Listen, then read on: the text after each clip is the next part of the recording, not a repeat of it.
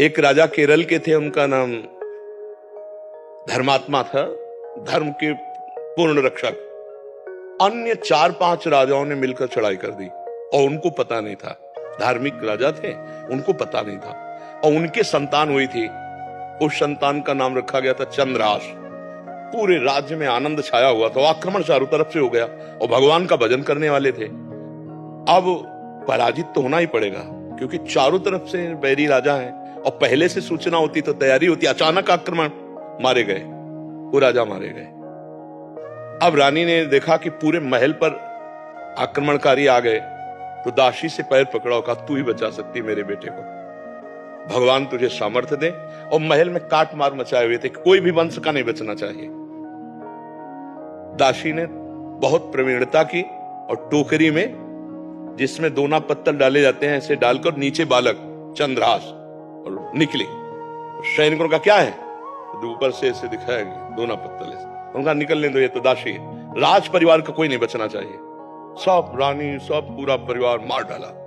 वो भाग करके दूसरे राज्य में पहुंची। बहुत प्रवीण थी, दासियां बहुत प्रवीण होती हैं। तो दृष्ट बुद्धि नाम के जो उस राज्य के मंत्री थे, उनकी शरण में गए, उसको राजकुमार बताना था।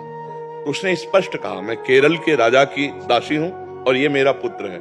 मैं हर कार्य में प्रवीण हूं, आप चाहे जिस दास्ता में रख लें। उस मेरे राज्य में सब विध्वंस हो गया। ये नहीं बताया कि राजकुमार है, मेरा पुत्र है और मैं इसकी रक्षा करना चाहती हूं आपकी शरण में रहकर। उन्होंने कुछ परीक्षाएं ली, तो दासी कला में तो प्रवीण थी, उससे दासी बना के रख लिया। और वो बालक राजमंत्री के घर में। भगवान जिसकी रक्षा करते हैं, ध्यान से सुनते रहो, भगवान किस हालत में पहुंचा दिया कि बिल्कुल मिटिया मिट। अब देखो उनकी उन्नति। अब एक दिन दृष्ट बुद्धि की पुत्री थी, उसका नाम था विषया। वो उसका जन्मदिन उत्सव मना रहे थे, तो बड़े बड़े विद्वान सब आए हुए थे। तो पुत्री का हाथ दिखाया, तो विद्वानों ने ऐसे रेखा देखी और लड़के को देखा खेलते हुए, चंद्रहास जी को। तो उनका, इसका पति तो ये होगा। तो एकदम अपमान लगा ना, राज्य मंत्री और उस दासी पुत्र। तो उस समय तो कुछ नहीं बोला। जो सब सभा गई, सो जल्लाद बुलाए और कहा, इसको काट के फेंक दो जंगल में जाके। अब दासी क्या चाला वहां, दासी को पता भी नहीं चल पाया। चंद्रहास जी को गायब कर दिया।